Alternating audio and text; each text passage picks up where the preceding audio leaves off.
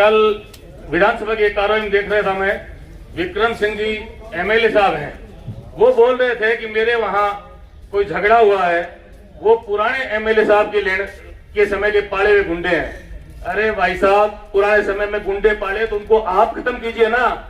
आप राज में बैठे हो, अपनी गलती को दूसरे में क्यों छुपाते हो? आपको सदन में बोलना चाहिए था कि ये सरकार उनको जड़ से उखाड़ फेंकेगी, साले पाताल में हो तो उनको भी लाकर उनकी ठुकाई करनी चाहिए थी। हालत ये है कि हम जब एफआईआर देने गए थे तो वो ऐसे तो जैसी बात कर रहा था, उससे मुझे तो व्यक्तिगत रूप से प्रतीत हुआ, वो बता रहा हूँ, हो सकता है ये बात गलत भी हो। वो कह रहा था कि मैं ला दूंगा, टांग तोड़ दूंगा और मैं उसको आजीवन जेल में भिजवा दूंगा। साला ऐसा बेवकूफ बना रहा था। तूने एफआईआर तो वो लिखी है तो थाने में तुरंत जमानत हो जाए, तू हमको बेवकूफ बना रहा है। कह रहा है कि सुबह मुझे पता चला तो मैं तुरंत गया। अरे रात को 8:30 बजे घटना घटती है, तेरे थाने के अंदर 10 किलोमीटर का स्टेट हाईवे नहीं आ रहा, एकमात्र टोल आ रहा है। तेरी पुलिस की मुखबरी इतनी फेलियर, इतनी बड़ी घटना घट गई और पूरे रात तू पता नहीं चला। और उसके बाद में कह रहा है सारा कि मैं सुबह गया और वहां पर मैंने देखा कि वो जो पिटाई करने वाला उसके बारे में कह रहा है कि उसके घर पे तो कुछ नहीं है, और वहां पर देख रहा हूँ एक बूढ़ी माँ बैठी है, गरीब है, जिसने कैमरे लगा रखे हैं, ऊंची ऊंची दीवारें बना रखी है, जो पहले से डकैतियों में शामिल है। उनके लिए तू कह रहा है कि बेचारों के पास कुछ नहीं है। जिसने अपराध किया है उसको किसी भी सूरत में बख्शा नहीं जाना चाहिए। सच्चाई तो ये है कि हम इन सब गुंडों को तो अंदर करवाए नहीं करवाएंगे, साथ में ये एसएचओ और गोडेड़ा थाना निलंबित होना चाहिए पूरा का पूरा।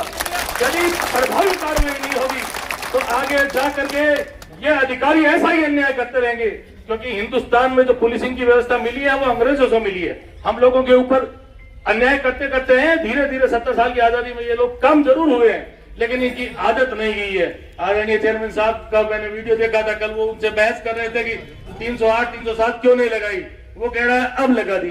अरे प्राइमा फेसी जो वीडियो एक सही सा आदमी है उससे पूरा देखा ही नहीं जा रहा, और तू कह रहा है कि मैंने तो ये धारा लगा दी, ये लगा दी, वो लगा दी, जबकि प्रथम दृष्टया उनको लगानी चाहिए थी और पुलिसिंग की व्यवस्था भी रात को 9 बजे हो जानी चाहिए थी। अब रही बात है राज की व्यवस्था, तो हम सब लोगों को, सारे नेताओं को राजेंद्र जी मारवाड़ ने कहा था कि उन पर भी प्रेशर क्रिएट करो।